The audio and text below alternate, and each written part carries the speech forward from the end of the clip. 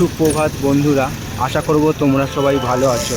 আজকের তারিখ হলো 7/9/2025 আর দিনটা রবিবার। আর ঘড়িতে এখন সময় বাজলো সকাল 10টা। আর আমি চলে এসেছি শ্যামপুর বাজার, মহাত্মা গান্ধী রোড, তার দুই পাশে বাজার বসে।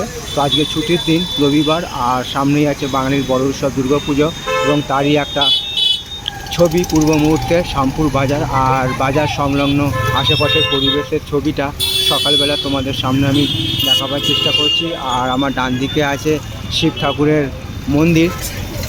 এই ছবিটাও তোমাদের আমি শ্যামপুর বাজার আর বাজার সংলগ্ন রাস্তা দুই ধারের ছবিটা তোমাদের সামনে আমি তুলে ধরার চেষ্টা করছি।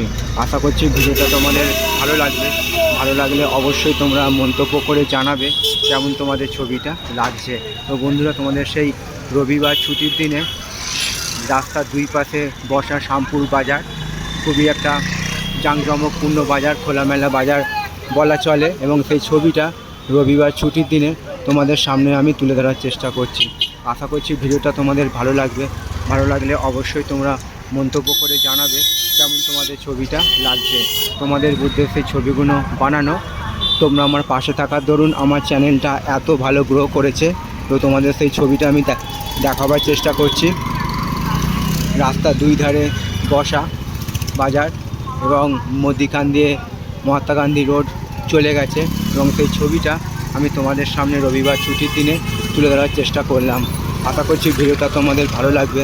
ভালো লাগলে অবশ্যই তোমরা মন্তব্য করে জানাবে কেমন তোমাদের ছবিটা লাগছে। তোমাদের বুদ্ধে সেই ছবিগুলো বানানো। তো সবার জন্য আন্তরিক শুভেচ্ছা ও ভালোবাসা রইল। আর সামনেই আছে আদর্শ ব্যায়াম সমিতি ক্লাব, সেখানে দুর্গা ঠাকুর ওঠে। তো আমি সেই ছবিটা তোমাদের দেখিয়ে দিচ্ছি।